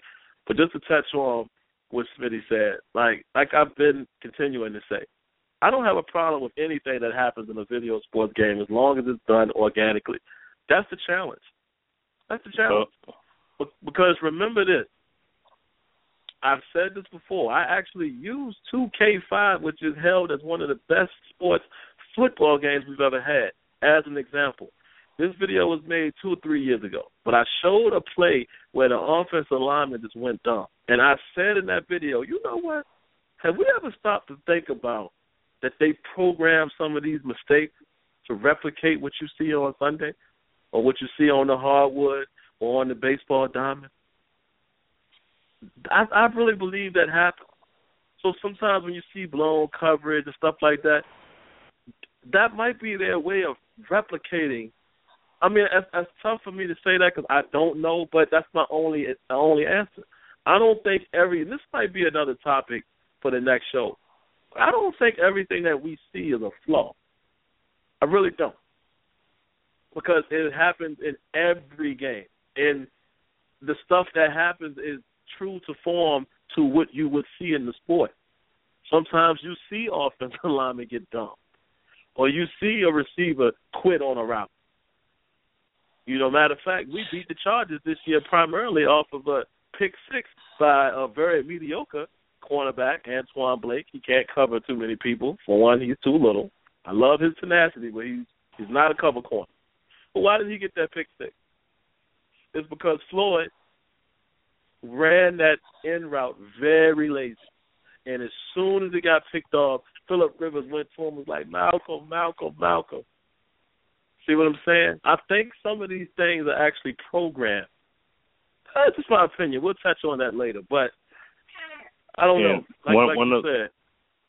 Yeah, go ahead. Yeah, no, I was just gonna say one other thing too in terms of that aspect.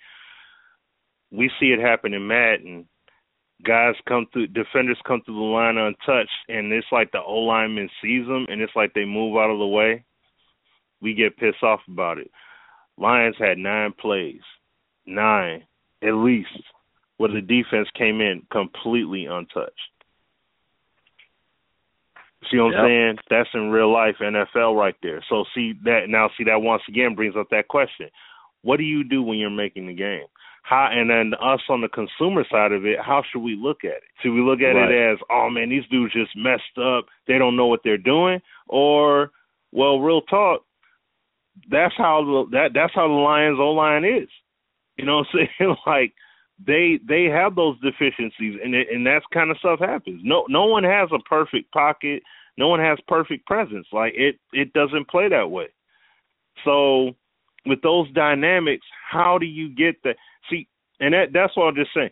Football out of basketball, soccer, hockey, baseball, football is the most complex sport to truly, authentically replicate. You know what I'm saying? Because there's so many dynamics that happen over the course of just one game, let alone all the other games between all the other teams. How do you honestly get that to the point where it's like, okay, yeah, this is true to form right here? Like, that's going to be an extremely hard task to conquer. That's going to be hard to get, especially when, and I mean, this is college level, just this rule at one point. I don't remember the two teams, but it was like a few weeks ago. You had a defender run with his hands up to screen to basically block the receiver's vision. QB throws a bomb downfield. The receiver basically hugged the defender and caught the ball with it basically hugging him and catches it behind his back for a touchdown. See what I'm saying? How do you now we can't say that can't happen in the NFL, because it can. Do you have something like that happen in the NFL? What do you do about that? Like, how could you say, now let's say if Madden goes organic with the catching, just like how you had in Backbreaker to an extent, the limbs were free enough where you had some unique catches happen. You had that happen in Madden. Now let's say that happened in Madden before anywhere else. Then what do you say? Man, that's bull crap. No, actually it's not. Because the sport is that open where you can have something like that. You can have those kind of crazy catches happen. I would love to see Madden have something happen where it's completely, my experience is different from everyone else's. That's what Backbreakers started to give us. I want to see Madden do that same thing, but do it in every area, not just certain areas, but in all areas. Same thing, and I would love the same thing with basketball, football, basketball, hockey, soccer. That's why the key word, Sim says it the most, organic. That's the key. That's the key. Organic player movement, organic trenches, organic running, organic catch sequences, like dudes doing their own thing. The defender goes up for this kind of swat. It's his own animation. There's no tie-in. The wideout does this. There is no motion shift into making it happen. It just happens. 3 or 4 defenders get involved, or you got 2 receivers and 3 defenders, bet they all got their own action. And it's all organic.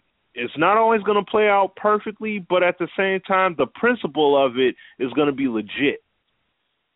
That's the goal. So, that, and I'm sorry, I didn't mean to go on that tangent there, but it's just thinking about that, just thinking about what Sim has been saying for the longest time. You know what I'm saying? So, just want to add that on there. Yeah, man, we definitely need that. So let's check 337, and if not, we'll grab 253. 337, we got you on live, man. Can you hear us? Yeah, can you hear me? Yeah, we got you. Okay, all right. First of all, I want to make an announcement. I got my associate's degree as far as October 18th. My diploma should be coming in about 3 weeks from now. So I'm just stoked about that. Congratulations! Congratulations! Yeah, congrats, great stuff, man. I appreciate it, man. I also want to say that I didn't have an easy road to this point, and I've made bad decisions, and I suggest anybody that wants to make better in their life. And I got a condition, I have diabetes, I suffer from depression, etc. And I passed from the University of Phoenix, and so if I can do it, anybody can basically do it, and I advise you to do it. But that's just a public announcement I want to make. And now, basically, what I've heard already on the show, man, I just want to say, man, people are chiming in and saying some things that I don't even know where to begin. So what I'm going to do is I'm going to just pick a topic and piggyback off what somebody else was talking about. Basically, NYKia said that in real life that everybody's not playing perfectly and smooth, and they make mistakes, and they may, even the best players aren't playing the proper technique all the time. And you know what? I think until the game can actually get inside the head of players and actually understand what they're feeling, because I don't know if you remember, but in 1988, the Dodgers played the A's in the World Series, and Kirk Gibson happened to have been on a slump, and he also injured his ankle or knee or something, whatever, his hitting knee or whatever.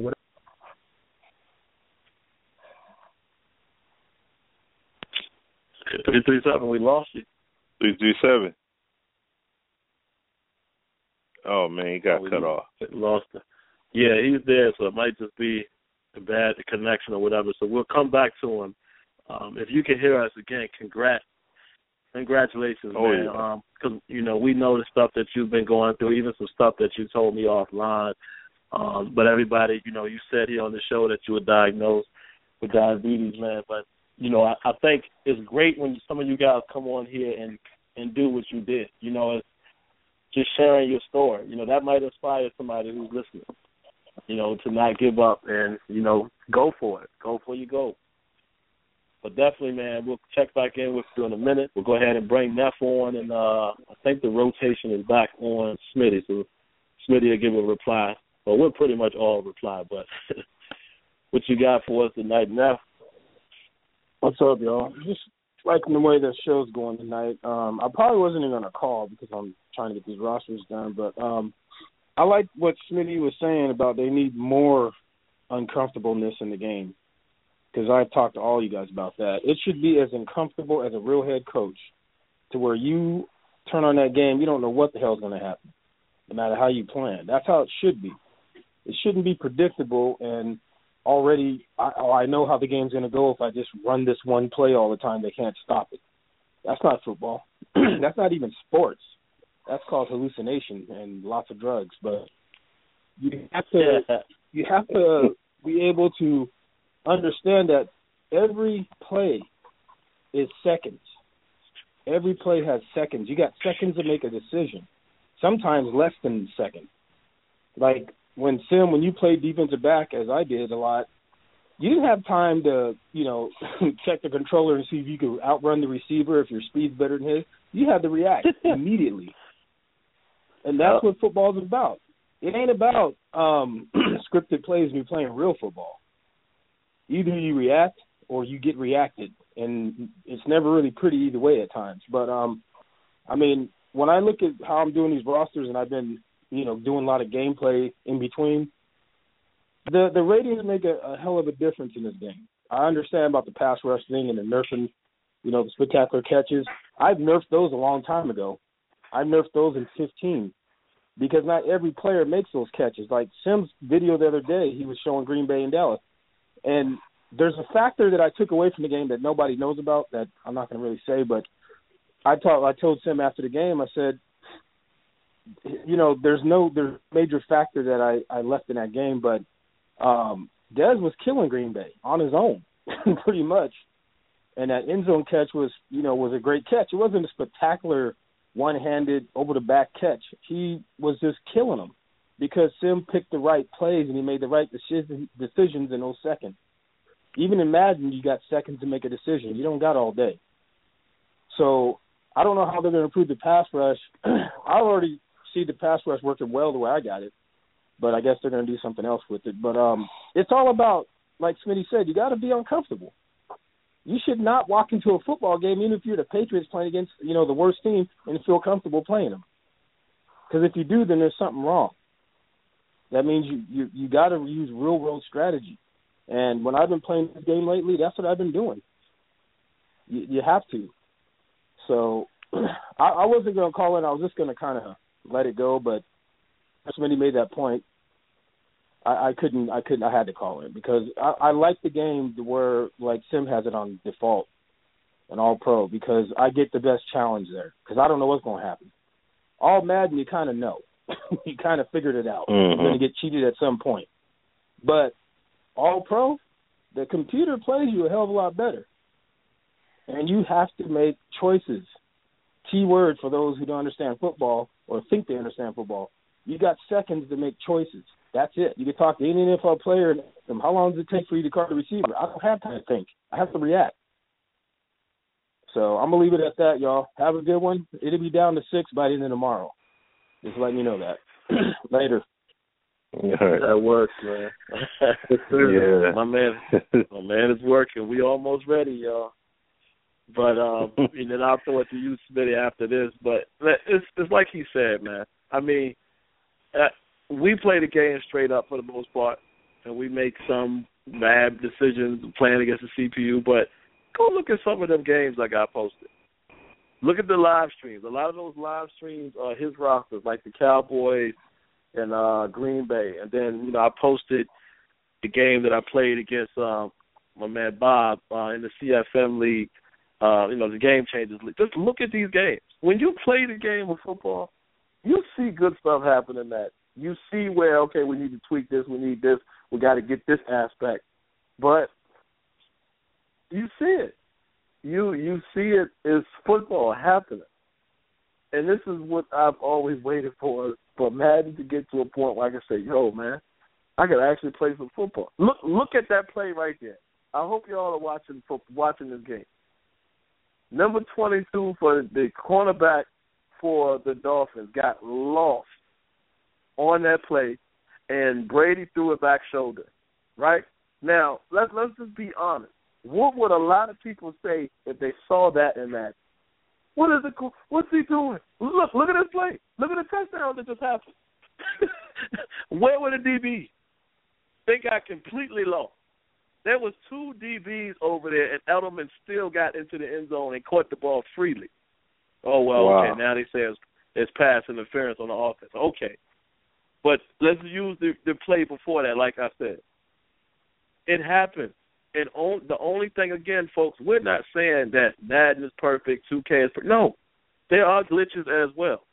But, well, look, we're looking at the replay here. I hate to keep interrupting myself. 22 got burned again. It didn't matter that Gronkowski did interference because it wasn't even on him. But my point is, I don't have a problem with anything like this that happens in Madden or any sports game as long as I can look at replay and say, okay, I see why that happened. As long as it doesn't look like a glitch and I can just say, oh, he just got beat, fine. And that's what it comes down to with these sports games. Like, how well do they replicate? How do they replicate what really happens? And how organic can they make it? And that's just it. That's just it, man. I just think a lot of us need to stop. I say us because I've done it in the past. You just need to stop thinking everything is a flaw. Like, that's why when you guys watch my streams, you see me a lot of times. I stop, I replay, I go look at this, I go look at that. Because I'm like, oh, okay, yeah, I see why that happened. That's what I'm looking for. As long as it's legit, it's legit, I'm cool with it. Well, what you got on that, Smitty? I mean, probably a lot of the same, but. Yeah, no, I mean, pretty much, like, what, when you see plays happen like you just saw there, dudes make mistakes like that. We're quick to talk about AI flaw, AI deficiency, things like that.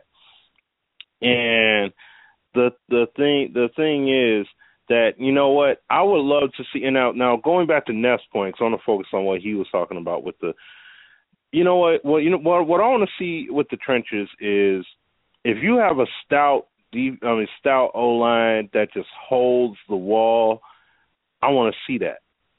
But I want to see it organically happen, not a static 2-man sequential animation. I want to see that organically happen.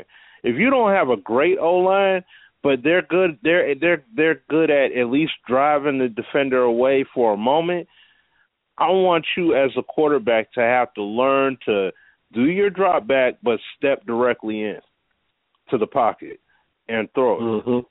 Because you don't have that time to do that. You got to be quick with it. If you're going to scramble, it's not because you do some QB rollout or whatever. Like, we need to see the player movement, the footwork be weighted down, So when you make these moves and adjustments, then those ratings are going to be more tangible. If you're going to throw it, okay, you're going to have to do a QB drop back, and you're going to have to actually step into the pocket. You can't just say, okay, I'm going to drop back 5 yards, then I'm going to drop back 10, 15, 20, and then throw it downfield. Like, it needs to be, I'm going to drop back 5, step in 3 or 4, and then deliver. You know what I'm saying? Like, that's what I want to see happen in the game, because you see that on Sunday. Like, when you look at SportsCenter and all that stuff, that's what you see when they show that on-field camera and you see that overhead view.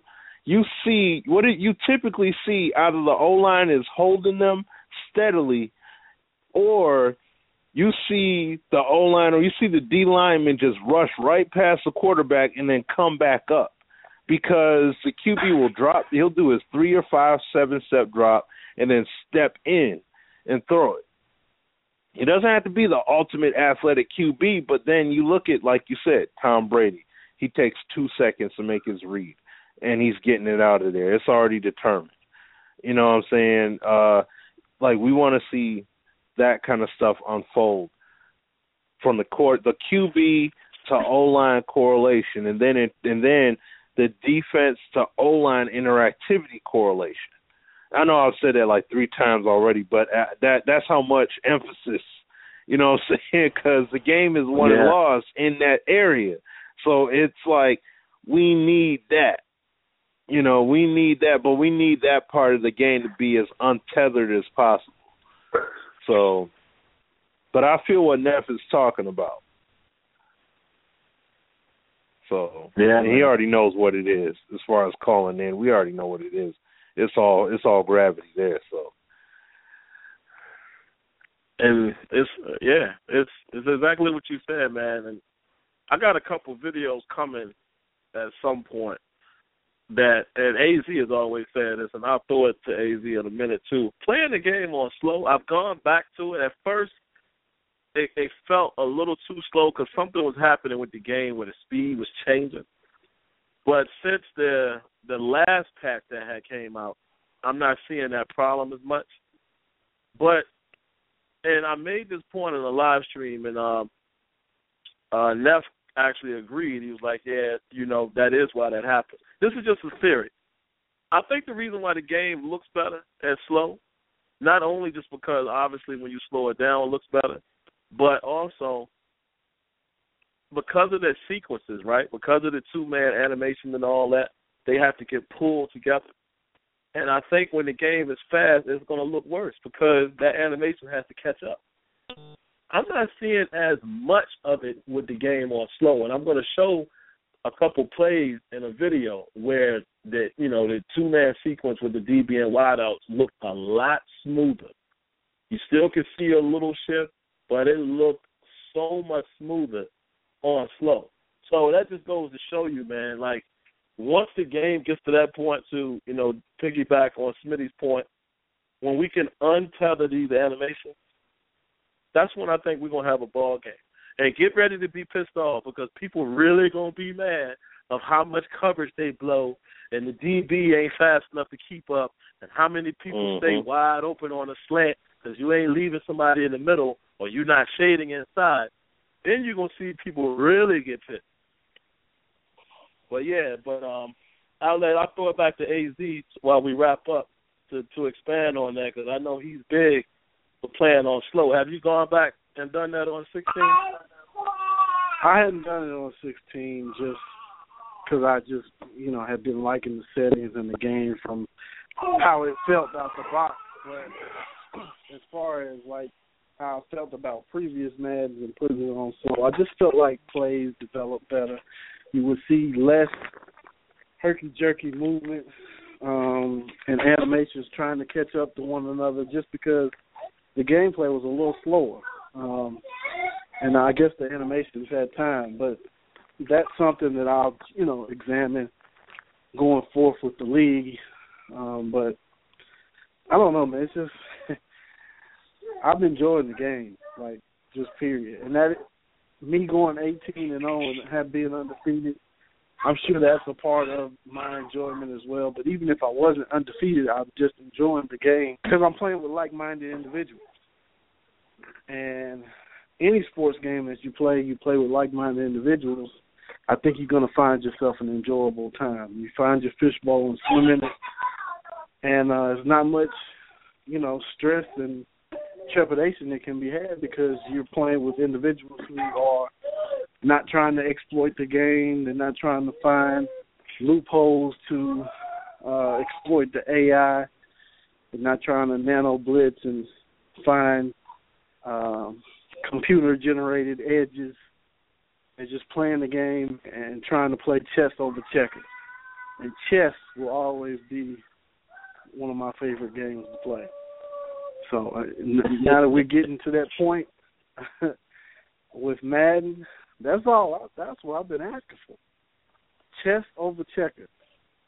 And we're getting there, man. And I can't wait for Sim Standard Radio League and to have some of the battles that we're gonna have in that joint. It's just, oh man, I can't wait. It's gonna be epic, of epic proportions. Especially having NY Kia, 757, Sim, Smitty, and some of the listeners in there as well. I can't wait.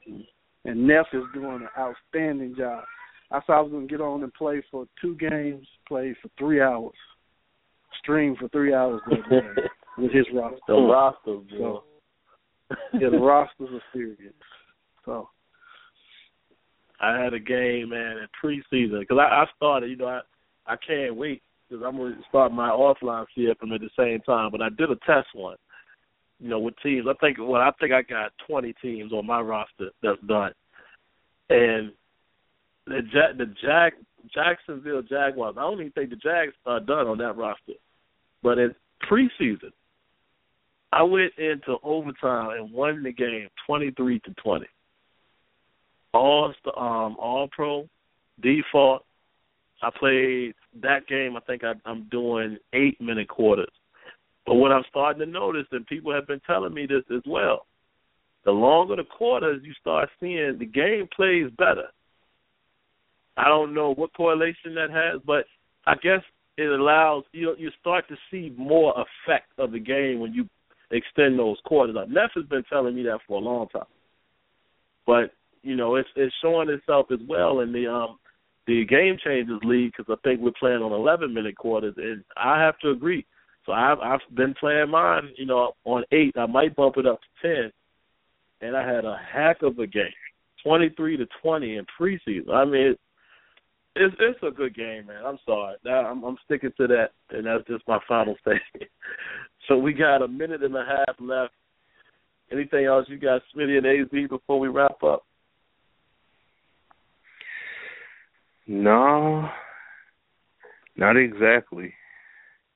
No, we do have 2 open spots in the league.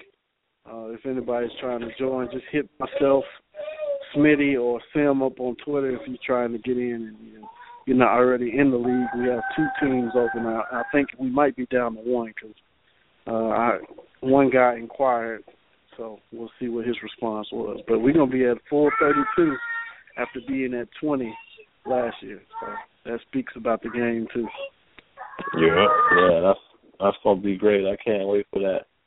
And then AZ is the commissioner. We're the co-commissioner. He'll have his rules and everything. So, we just asked, let's play SimBall. It's what you would expect SimBall would be. I appreciate the guy who called earlier, and we will expand on this next week because we're running out of time. But he was like, nobody never really breaks down the definition of what a SimBaller is.